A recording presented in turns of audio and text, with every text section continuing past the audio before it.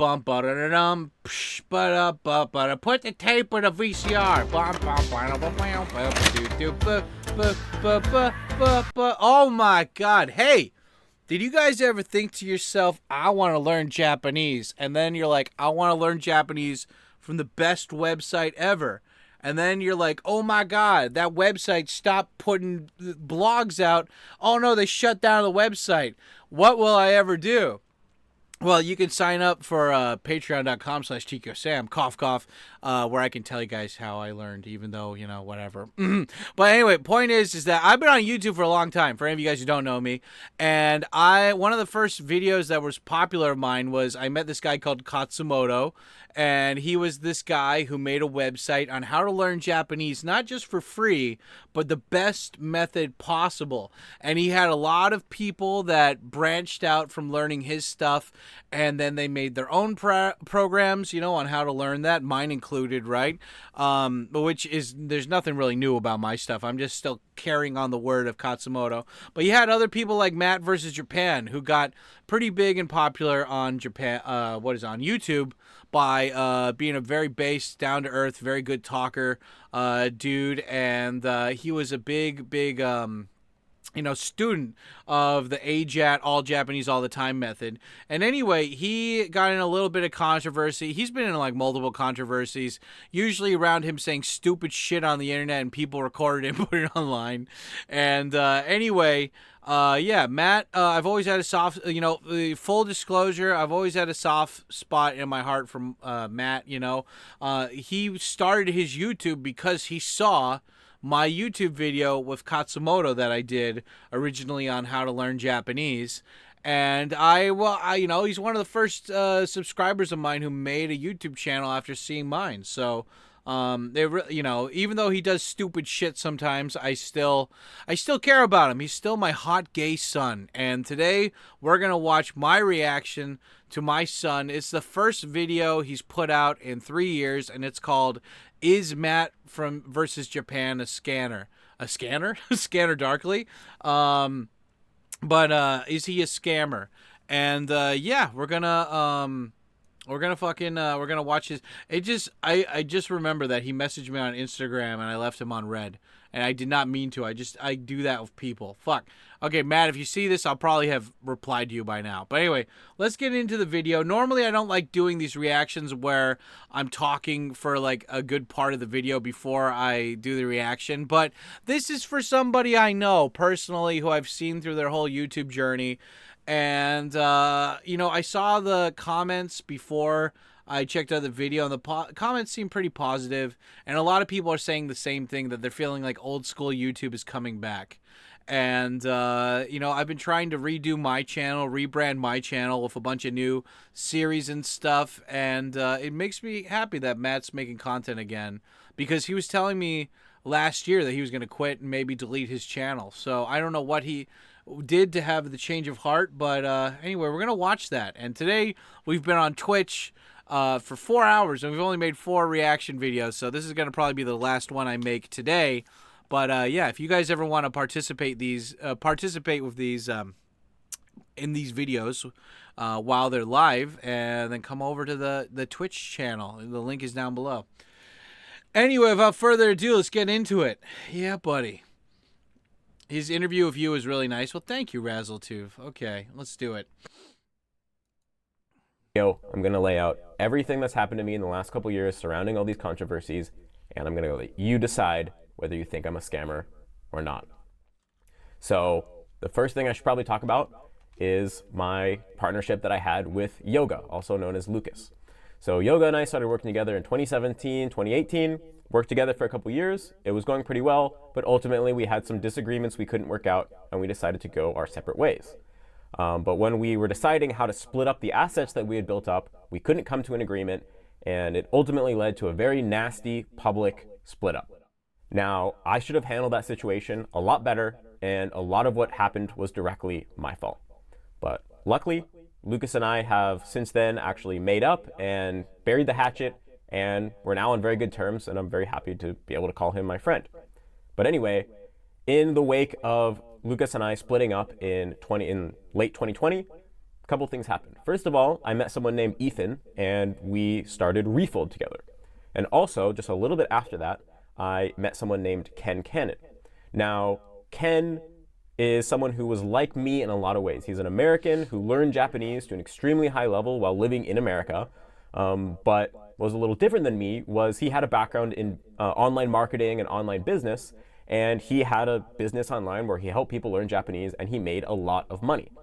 So when I started to become friends with Ken Cannon, he taught me a lot about this kind of business and online marketing, and I allowed myself to be very influenced by this.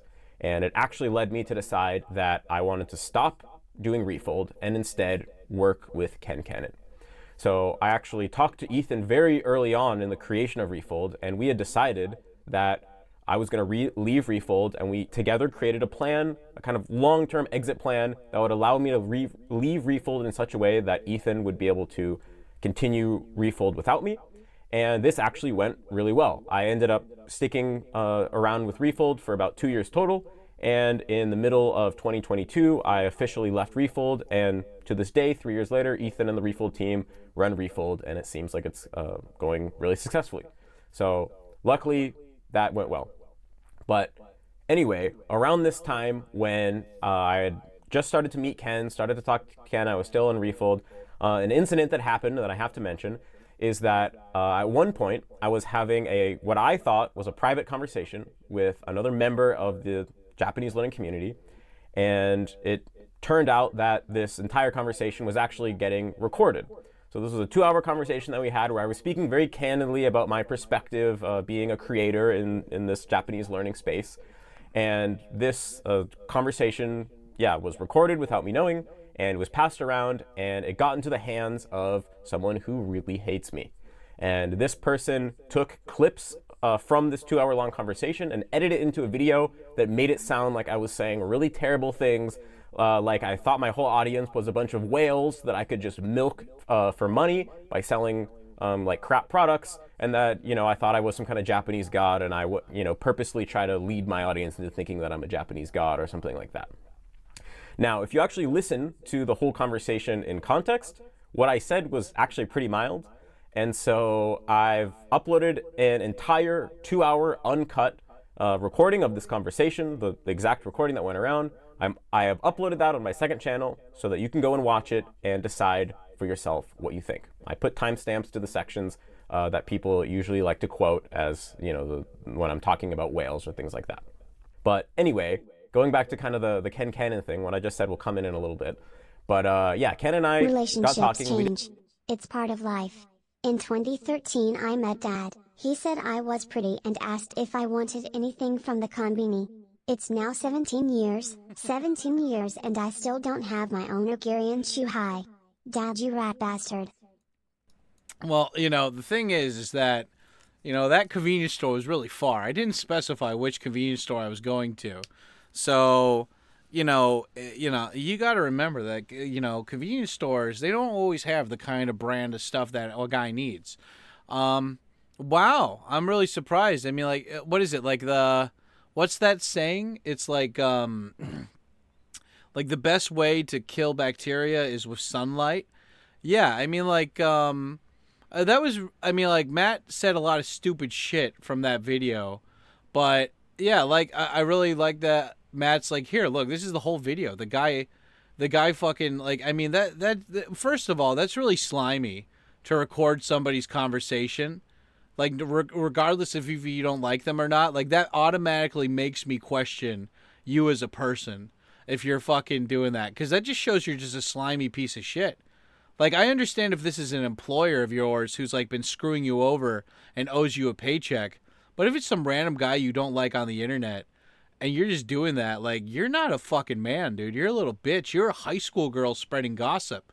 You don't have testicles, And so good on Matt for being like, there's the whole video. Check it out for yourself, Like, good on him, man. But yeah, I remember when Matt got in that trouble with, like, yoga and stuff, too. And the thing is just, like, I don't know the whole details, right? But it's like, you show your true colors when you throw somebody to the bus, right? Or you throw them under the bus.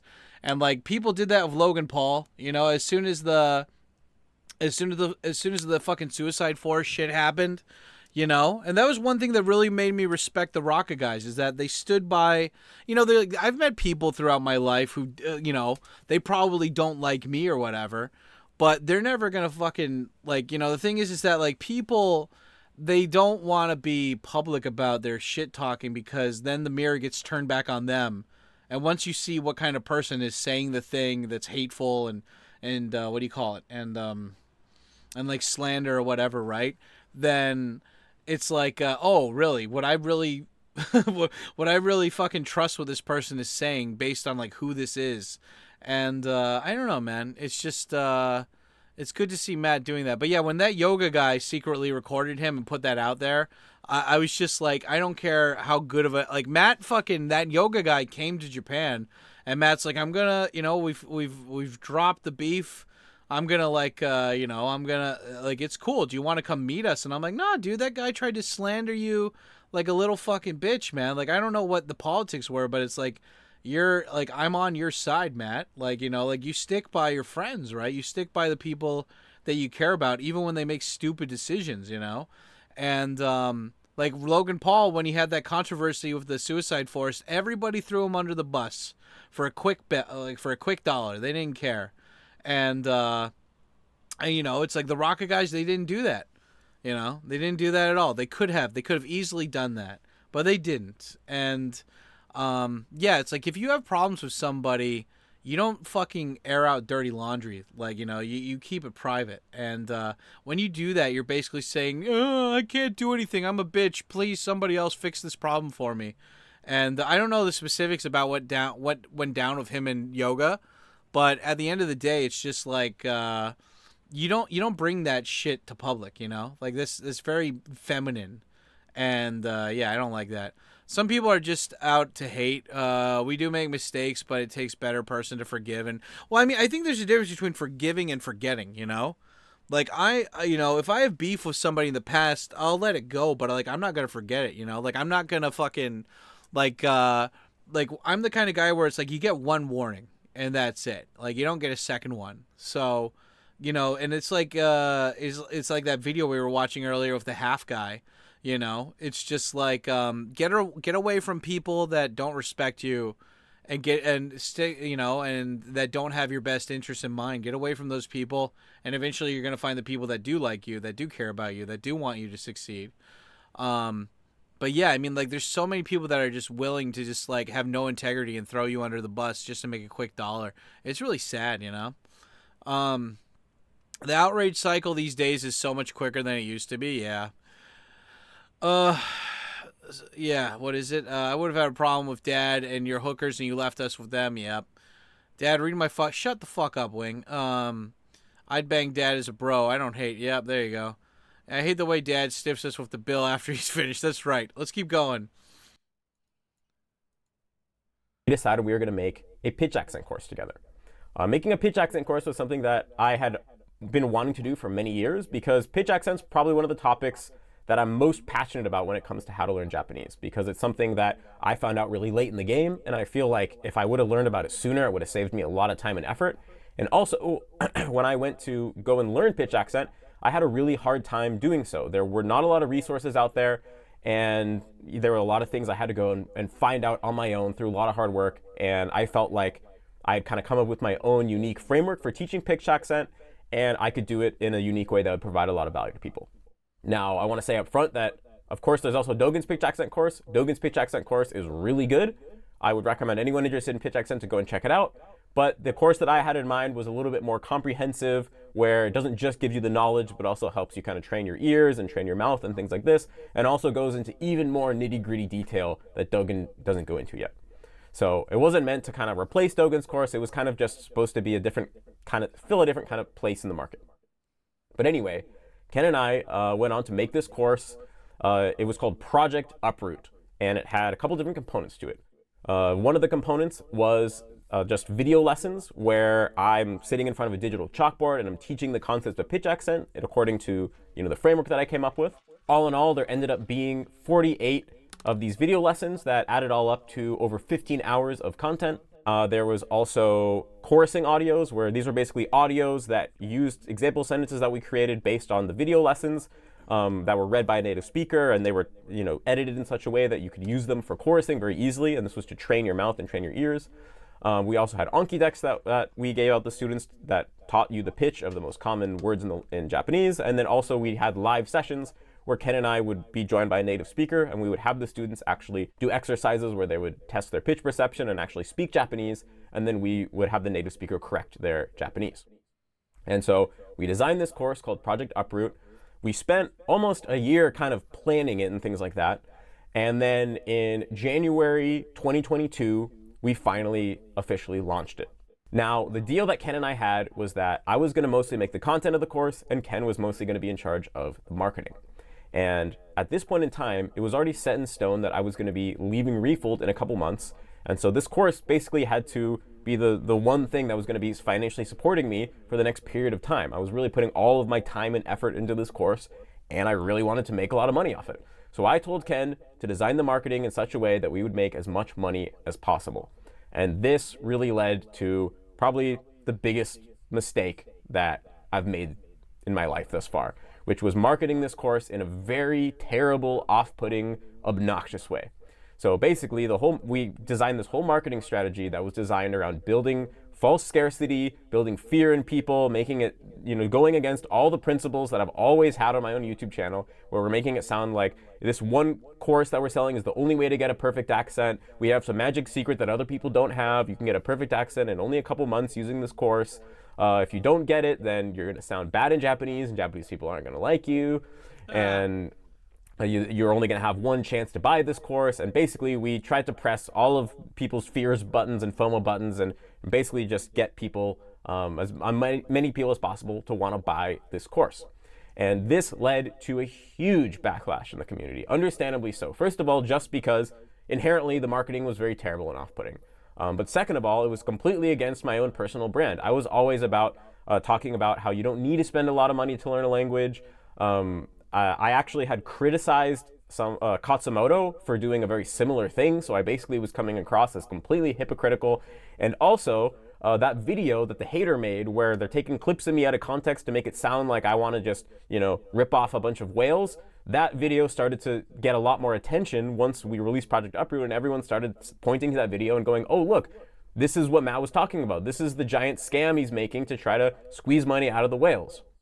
And so all these things combined to lead to this giant backlash where everyone basically started calling it a scam before they even really knew what it was.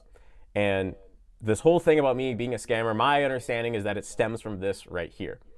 So what Ken and I thought at the time was, we're about to run this course. The course was planned to be a 2-month-long course. So rather than just coming out and trying to explain to everybody, hey, it's not a scam, when we didn't really even have anything to show for it yet, we'd actually run the whole course. It would be a success. The customers would like it. We'd get some testimonials, and then we'd come back to YouTube a couple months later, showing the testimonials, showing the course, showing the results, and then explain that it wasn't really a scam. Now I have to talk about, of course, the price of the course. The price of the course, Project Uproot, was $500 with an optional $250 upsell. So basically, the base course was $500. You'd get all the components of the course I mentioned before. And if you paid an additional $250 for a total of $750, then you would get additional time with me, Ken, and the native speakers on live sessions where you get more attention. Now, as far as the price goes, if we had fully delivered on the course that we were promising to create, I think $500 actually would have been a pretty fair price. Because when you think about all the time that it took me to create these hours of video lessons, and all the time we spent creating other parts of the course, and just all the time I had to spend studying pitch myself to get to this point, I think that $500 to really learn all of pitch accent, not just the knowledge, but getting to practice it and really having all the tools you need to learn to speak Japanese with perfect pitch accent, if you put in the work, I think is actually pretty fair. And if when I first got interested in pitch accent, there was a course like this that taught all of this and had this all together in one easy to understand place, I would have paid $500 for it happily.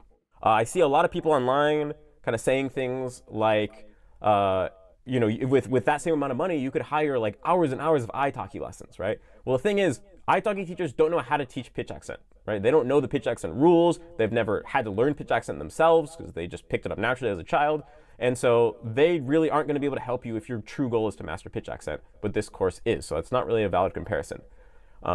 So yeah, there's that. I think $500, honestly, of course it is pricey, but for what we were promising, I think it's kind of fair. The extra $250 upgrade, honestly, I don't think we had any way to justify that value. I think that was too much, and definitely that was an additional mistake. $750, I think we didn't have enough value to justify that. But anyway, the way that the course played out was we had part of the course content done before we launched the course, but for the majority of the course content, we were planning on creating it in real time and having the students go through it in real time. And at the time, this seemed like a good idea because we could get feedback from the students in real time. They would watch, we'd make a video, they'd watch it, I could see what they thought was hard and not hard, and then I could kind of adjust what I was doing based on that. But in hindsight, this was a huge mistake because it took way, way, way longer than we initially predicted to actually make the course. Like I said, we thought that Project Uproot was going to be just a 2-month thing, a 60-day course, and it ended up taking over a year to make the basic content for Project Uproot. Part of this, like I said, was just that it took way longer than we predicted. You know, if you've ever worked on a big project before, you'll probably be able to relate to an extent. But the other thing is that midway through teaching the course, I moved to Japan. You know, I already knew I was going to move to Japan, but originally we thought we'd be done with the course by then. But right when we were still in the middle of the course, I moved to Japan around the middle of 2023. And once I moved to Japan, I kind of got distracted. You know, I went to school in Japan. I was studying abroad. It was super fun. I had finally been living in Japan for the first time in 10 years. And so I was still working on the course on the side, but the pace at which I made the course really slowed down.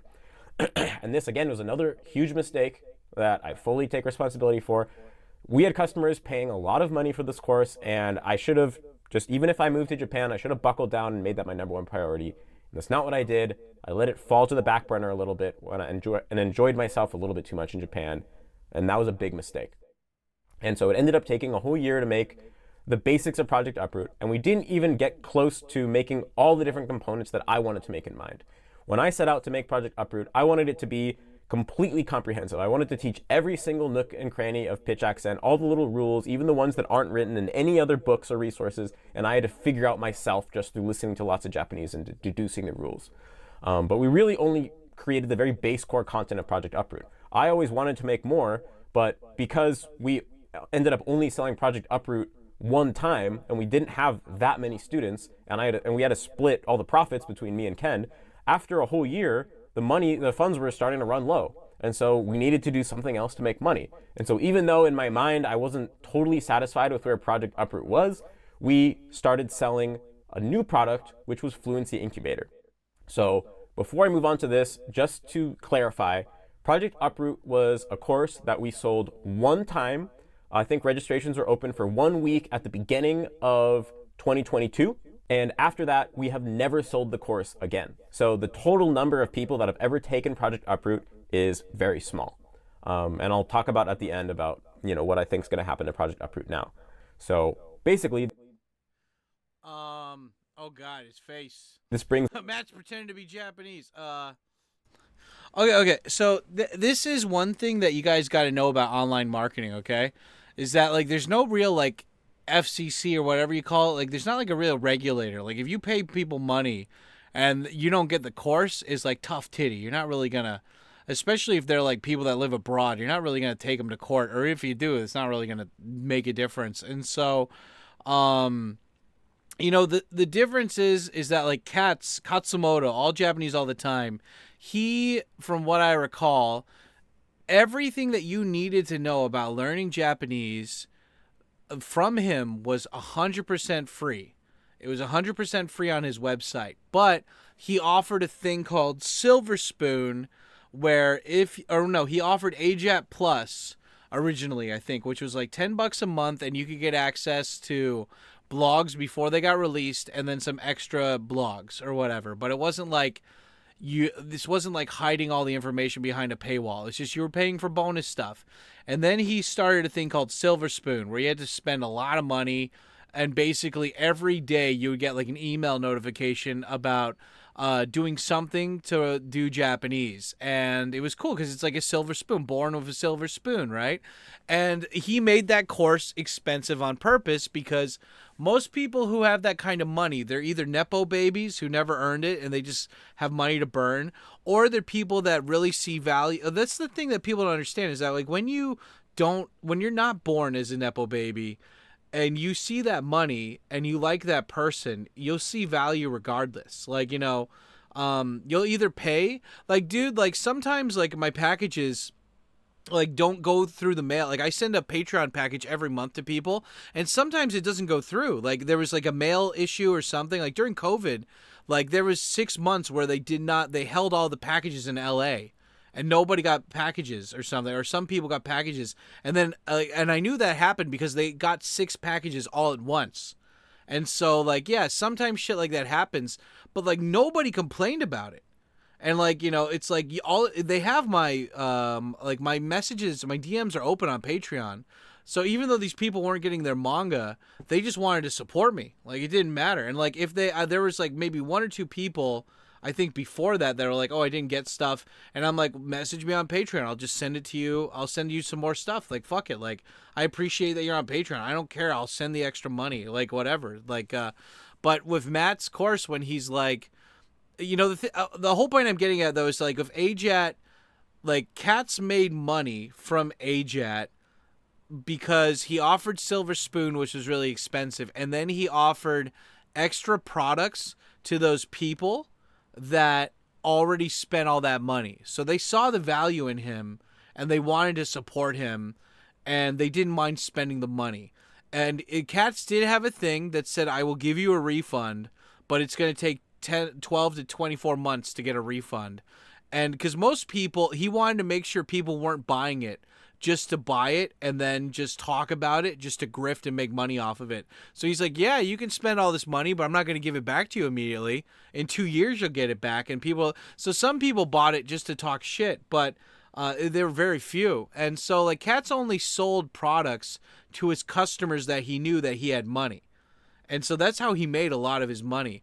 But Matt did the thing which like a lot of people that like branched off from Neil Strauss did, which is like Neil Strauss wrote the game, and him and like Ross Jeffries and David D'Angelo and Mystery, they were like some of the original pickup artist gurus and stuff.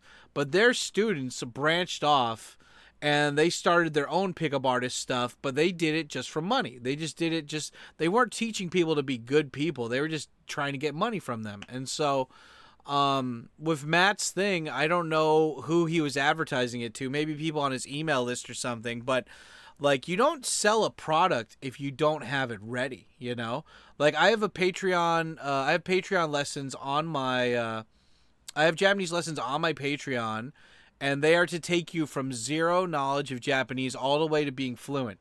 It's not the most perfect fucking course, but it's very structured, it's easy to follow, and they're just video lessons, And then on top of that, you get access to my Patreon, the Patreon section on the Discord, and it's just all these immersion, like just everything. If you want to move to Japan, if you want to become a Japanese citizen, you want to work for a Japanese company, you want to take language tests, you want to become a professional translator, all these resources are on the Discord. So like, I try to give you guys as much value as possible, and all I ask for is like $35 a month.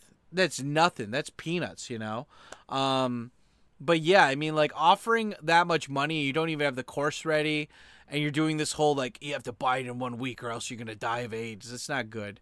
Preply scam. I know people who swear by Preply. Hey man, they're what is it, bro? New jack about online business and product development. Yep. They aren't bound by anything to enforce the compliance is giving you what they think you are. Well, I mean, at the end of the day, buyer beware too. Like these people that are complaining are just people that fucking spent money just to complain. Like, you ever have those people that just, I remember I used to work in retail when I was in college, and there would be some people that would just buy stuff and they're like, I don't know, is this good? Is this good? I'm going to take this home. I'm going to like it, right? And then they would come back the next day or even that night to return it and be like, yeah, this didn't work. And with rich people, you don't get that much, I noticed with a lot of the rich people who spent a lot of money at that store, They did not do that, you know, like they would never bring back that stuff most of the time. It was always the cheap asses who did that. And like Tim Ferriss talks about this in the 4-hour work week, right? He realized that 80% of his profit was coming from 20% of the customers. And so if there were little bitch ass people who only spent like $5 or something, he had like a virtual assistant. He was like, yeah, just refund them automatically. It doesn't matter. If it's somebody who spent a lot of money and they want a refund, send it to me and I'll talk to them. But if it's just a little bitch ass asking for a refund, just give it to them. I need those guys out of my life. It's fine. They're not worth my time.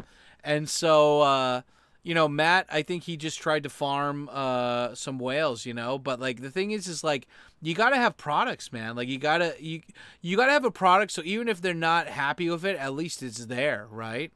And like if you have nothing though, that's nothing, bro. That's not good. I'll fly there and kick their ass. But Ajatt's website is now defunct though. What do you mean? It's anywhere to access? Well, yeah, so it's on the web archive, I guess, .org or whatever. Ajatt's there. But also, I have it backed up on my Discord, too. So if any of you guys are on Patreon and you want to read Katz's old stuff, you can go on my Discord and you can read his old stuff. It's all organized there in the Patreon-only part of my Discord. And also, all of my vlogs recently, the yellow outline vlogs, at the end of each one of those, I put like an audiobook version of Ajatt on there to keep on the teachings of the based Katsumoto, you know. So I'm Algarin, I'm Tom Cruise, and Katsumoto's Katsumoto, you know, like Katsu's Katsumoto. So Katsu died on the internet, and I'm carrying on his legacy, you know. And Matt just saw a way to make money, you know. I think Matt was like, oh, I'm gonna teach people, but I think when he realized, oh, I can make money out of this. He did that, and Matt's smart. He is so smart, and the thing that sucks about Matt is that he constantly surrounds himself with shitty people. And I'm not saying that Matt's innocent. I'm just saying that, like, you are the company you keep, right? So if you're around a bunch of sleazy dudes, like, what is it? The old saying, if you hang around criminals, you'll do crime. If you hang around smart people, you'll be smart. If you hang around rich people, well, they'll eventually keep you around until they can use you for a scapegoat and then throw you away. The whole point is like, yeah, if you keep like hanging around with these beta male fucking guys that just like jump on the internet to complain about you immediately after something goes awry, you don't want to be around those people, you know? It's like simple, you know? And if you feel comfortable around those people, you got to change yourself, you know? But anyway, we're only halfway through the video. Let's keep going. Brings us to November of 2023. Basically, the money that we'd made from Project Uproot had mostly run dry, and we'd finally finished the first version of Project Uproot. And so Ken and I launched Fluency Incubator. So this was not a course like Project Uproot was. It was an ongoing program where students would pay $150 a month, or a little bit less if they were paying annually. And then twice a month, we would all jump onto a Zoom call, and we would do various things to help the students stay on track learning Japanese. Like I would give a presentation on a language learning theory topic.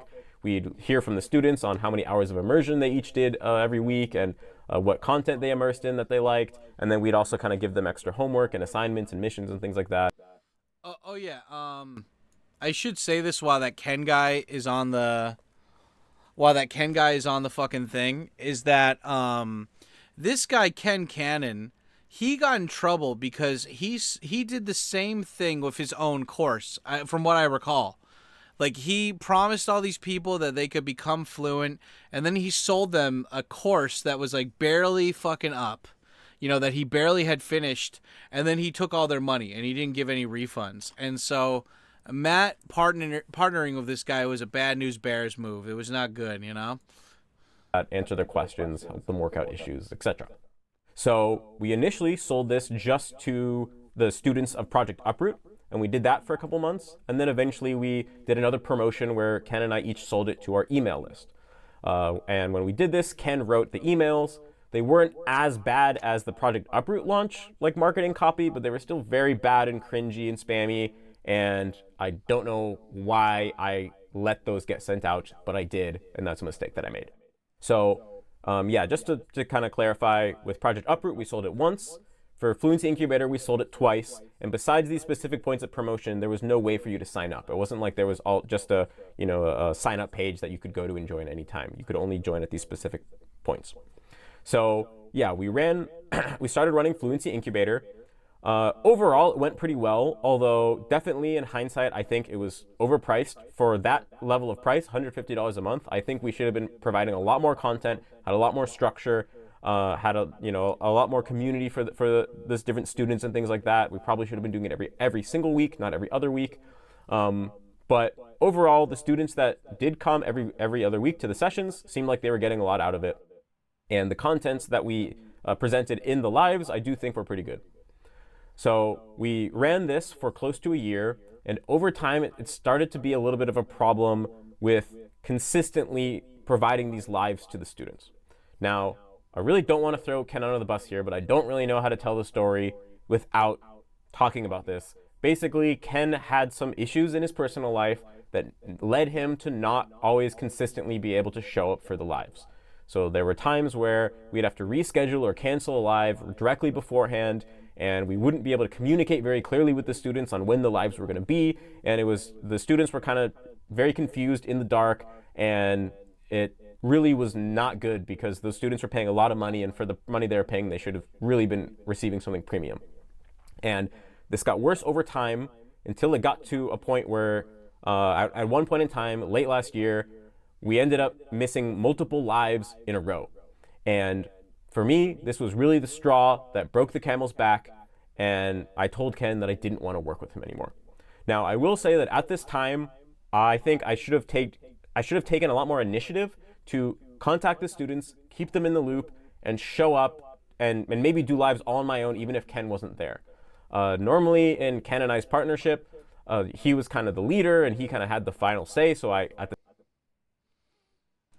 Yeah, wow. Yeah, $150 a month per person, dude. Damn. I have like 10 people, less than 10, I think, that pay for the $35 a month Japanese lessons that I have. And most of them don't even fucking take the lessons. They just want to support me and they got money. But, yeah, man, like that's like what? Like probably less than $350 a month, right? For my stuff on Patreon. And it's less now. I think it's like only 6 or 7, but yeah, dude, that's like God, not even doing the live streams. I mean, like Matt, you're a grown man though, dude. Like you're not a little baby. But yeah, if this was mostly Ken's project like he says it was, then I can see where he's coming from. But at the same time, like this is your reputation on the line, man. You got to be proactive. $1,800 a year per customer, and you can't be asked to turn up to work. I know. I mean, again, I like it's a shit move, but I'm also saying people are fucking stupid if they're buying shit like this, you know? I mean, like, you do your research, man. Like, I wouldn't buy a car without researching it online. And it's like, if you go online and you see that Matt's had like a bumpy reputation recently, and you see Ken's had like a really bad reputation, you don't get involved, you know? So it's kind of like, it's like those guys who hang out with the African touts in Kabukicho, and then they get like drugged, and then their credit cards and ATMs all get run out and stuff, and the guys wake up with a sore butthole. It's like, come on, dude. You could have taken 5 seconds to Google that stuff, and you still, but you didn't, you know? Like, tough titty, you know? Like, suckers born every minute kind of thing, right? Let's keep going. At the time, I didn't do that, but really in reality, I was just being lazy, and I was using the fact that Ken wasn't showing up for the lives as an excuse to not show up myself, and I was blaming it on Ken, when in reality, I should have taken responsibility because my students were paying a lot of money. So that was another huge mistake. I should have taken a lot more initiative at that point in time. So anyway, yeah, it got worse and worse. Eventually, I told Ken that I didn't want to work with him anymore, and he agreed, and we decided that he would continue Fluency Incubator without me, and that I would go on and do a new project all on my own. But right around this time, Ken had decided he was going to do a promotion where he was going to sell his Japanese course called Protocol 80 to his audience, and he asked me if I wanted to do a promotion to my audience as well. And basically, he would write all the copy, he would do all the work. All I had to do was, send the email to my audience, and then I would get 50% of all the sales. Now, at this point, I hadn't actually been making almost any money at all from Fluency Incubator because the consistency issue led to lots of students asking for refunds, and we were giving refunds to anyone who asked for a refund. And so, although I knew it was a bad idea, I gave in to Ken's proposal to sell Protocol 80 to my audience. Now, I will say that I have been through Protocol 80, and it is a good Japanese course, albeit pretty expensive. But the bigger problem was I knew he was going to market it in the way he markets everything, which is in that used cars salesman, very scammy style. And by that point, I was completely fed up with that style of marketing. And so I knew it was a bad idea, but I gave into it because I wanted the money. And honestly, the way I thought about it was I've already tarnished my reputation. I've burned my reputation to the ground already, sending out these terrible scammy emails and doing the spammy marketing. How much more harm could a few more do? That was the way I thought about it. Obviously, saying that out loud, it sounds terrible. It's a huge mistake. I should have known way better. But that's where I was at the time. And so to make it all even worse, I told Ken to just send the emails for me, and I didn't even want to look at them because I was so fed up with these emails. It hurt me every time to read these terrible emails that are going out. I didn't even want to see them. So I just told Ken, write them, send them, tell me when it's all over, and tell me how much money I made. And what happened was in one of these emails, Ken mentioned George from Japanese from Zero, and again, he's writing as if it's me, so it sounds like I'm sending this out.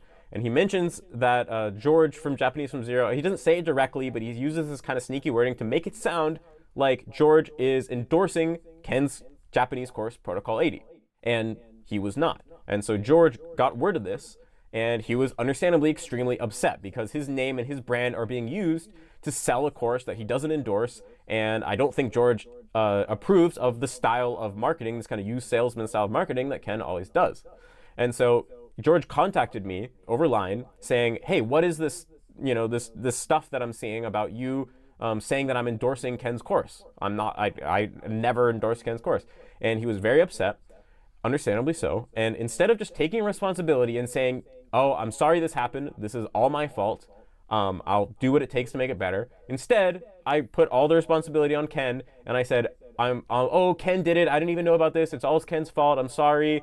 And I was basically, a little wussy.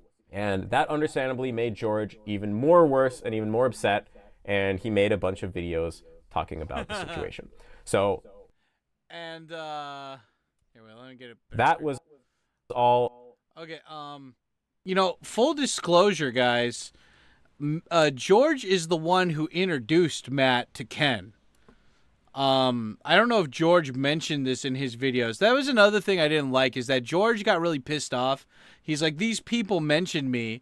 And from what I saw in the email, he says, I saw George was doing this, and I want to do something similar.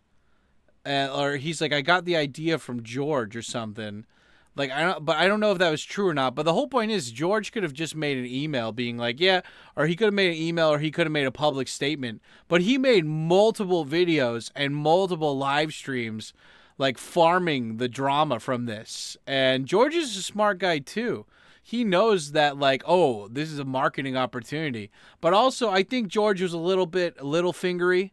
Game of Thrones, little fingery about this. I think he knew that Matt is an impressionable little dude, and that setting him up with Ken Cannon would just make Matt look bad, and then make George look bad. I'm looking behind the curtain a little bit here. George, I've said this to George directly on my live stream. So they don't, that's the great thing about me, is when I talk shit, I use my face. Like I say, I own the things I say. I assume that somebody's gonna come across the street when they see me and be like, "Hey, I heard you talking shit." I'm like, "Yeah, dude, I stand by what I said," But I mean, the whole point is that like George is older, Like George can be as much on the high ground as he wants, but at the end of the day, like you've got young people, man. You got to mentor them, dude. You can't just wait for them to get to screw up and then get angry, dude. Like this is all Matt's responsibility, but at the same time, as an older man, it's part of your place in this world to guide people, And if you're just doing that to guide them, to set them up, to make you look better, that's not a good thing, That's not good news bears. That's bad news bears. Anyway, let's keep going. Well, it was obviously a huge mistake to let someone send emails to my audience without me reading over them. Obviously, it was a huge mistake to ever send out these type of spammy emails, and it was also a mistake to put the responsibility on Ken and not take responsibility on myself, because I was letting this happen the entire time, and because of that, it's entirely my responsibility. So that's basically the gist of what happened. After all of this, I officially stopped working with Ken, 100%, cut all work ties. I also forfeited all the money I was owed from the final protocol. Oh, wow. Okay.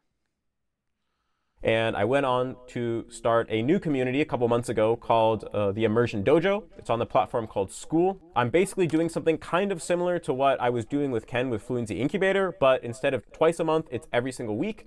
And I'm also providing a lot more content. In addition to that, there's also a bigger community element. And I'm talking about all the new language learning theory ideas that I had that I was talking about in Fluency Incubator.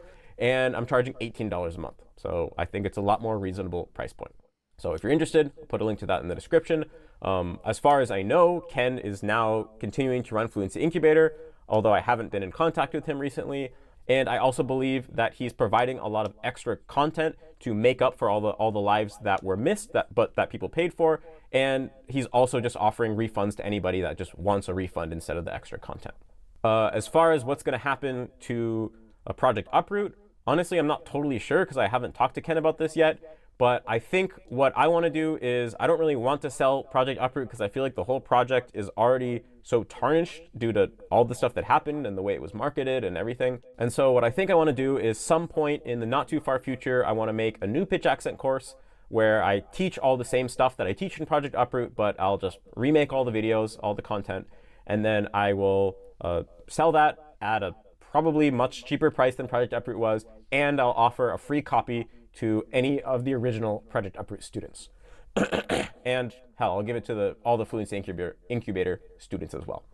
So that's basically the gist of it. I want to apologize for all of these huge mistakes that I made. And I also want to apologize for it taking me so long to just come out and be honest and transparent about what happened.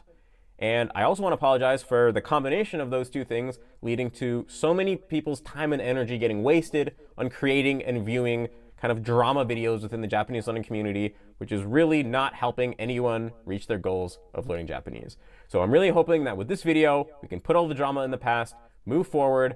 I'm back on YouTube. I have a lot of content that I've been wanting to make for a long time now, and I'm sure I'm going to make more mistakes because at this point, my behavior seems to definitely be a recurring pattern, but at the very least, I'm planning on trying to own up to my mistakes a lot more quickly and more readily going forward. So thank you so much for watching, and I'll see you in the next one. So thank you so much for watching, and I'll see you in the next one. Nah, not even $10 a month. You have proven your products to be scammy. Nah, you know, I think that, look, at the end of the day, if you don't like his course, you don't need to buy it. It's just like anything. Like, if you don't like this video, you don't need to watch it, you know? It's like that scene at a Joker in a Batman movie. If you're good at something, you never do it for free, right? And at the end of the day, he's not telling you you need to join. If you want to join, cool. And you know what? I mean, like, this is all anybody ever wants from a man. This is a man right here, you know? And I'm not just saying it because I'm his dad. I'm saying that it's like a man is a guy who makes mistakes. You're going to make mistakes throughout your whole life, whether you want to do it or not. You're going to do cringy shit. You're going to piss off some people. But do you own up to it, you know? Do you own up to it and you say, yeah, fucking A, I fucked up. I apologize. And I'm going to try to make it right, you know? And this is what Matt's doing. I don't know what more you'd want, you know? He's going to... Like, he can't give the product that he made for free, or he can't give the product to the people because he's not going to make it anymore, right? But he can make a similar product that's the same thing and give it for free for what those people paid for originally, you know? And he's owning it. Like, he's, you know, what is it? Again, like, the best thing to kill mold, to kill bacteria is sunlight, right? Like, you know, transparency. And he's doing that, man. And, I got to give him props for that, you know? Like, I've given him shit. Each time something like this happened, I was not nice about it, and I said he fucked up, and I wasn't sugarcoating it at all. And I was very clear at the beginning of this video that I have a bias, because I do like Matt. But at the same time, like, this is what people should aim for, is that if you... not fucking up, but it's like, if you fuck up, you own it, you say you're sorry, and you try to take steps to make it better, and you get away from those bad people that were using you. And Matt's doing that, man, and I'm proud of him for this, you know? And like you got to remember, like everybody is just like he messed up more than once. It's okay to make mistakes, but you can't make the same mistakes twice. Yeah, but Kurz, like this isn't like a fucking like he isn't like I know I get where you're coming from, right? And again, at the end of the day, you didn't spend money on his shit, right? Other people spent money on his shit. So it's not up to you. It's up to them to decide if they forgive him or not. But either way, we're just fucking observers here. And Wing, shut up. You stupid fucking... You know what, Wing? Because of you, I gotta turn the chat off now. With these reactions. I gotta either mute you, time you out when I do these reactions, or I'm gonna mute you, because you make the whole chat about you and just fucking trolling. It's pissing me off. Anyway, point is, guys, yeah, this is what I gotta say about Matt. And, yeah. You let me know. I bet you're gonna have opinions just like the boys in my chat do. Let me know what you think down in the comments down below. And yeah, guys, this was the best movie you could make. Run head on into the issues, own up, and apologize. Very mature. Thank you, Leon Kennedy. Yes, I loved you in Biohazard 2. But yeah, I mean, like, come on, guys. Like, you can't. This is what integrity is. It's that, like, people think you just have integrity from the beginning, but sometimes you have to make some mistakes, dude. And this is like, not everybody fixes their shit overnight, but you got to start you got to start trying, Effort is rewarded, right? You always get an A for effort kind of thing. And it's just like, if people screw up, you got to hold them accountable, but like, you got to also give them the flexibility to get better too. So, while also refunding and offering better services very cheap from now on. Yeah. I mean, like, it looks like he, like, as long as he follows through with it, that's a very good reforming in my book, But anyway, yeah, guys, that's what I have to say. If you want to see the other reaction videos I've made, I'll put them as the top comment here, so you can binge them later if you want. And I'll give I'll give the link for Matt down below. It's in the video description, so you guys can go click on his channel and go follow him if you like. And don't forget to smash like button. And yeah, we got a great community of people on my Discord and in my socials. So go follow my socials. They're all there on the bottom in the video description and the Discord. And anyway, yeah, guys, you take it easy. You stay black. And like always, Oh yeah, I forgot to mention this up until now, and I should say this. Big thank you to not just everybody who signs up for my Patreon, but also everybody who becomes a member on this YouTube channel too. We do offer memberships, and like you'll see at the outro, get your name at the end of the video anyway. So anyway, yeah, I'll probably upload this the same Friday. Anyway, you guys stay black, and I'll talk to you later. Yeah, buddy.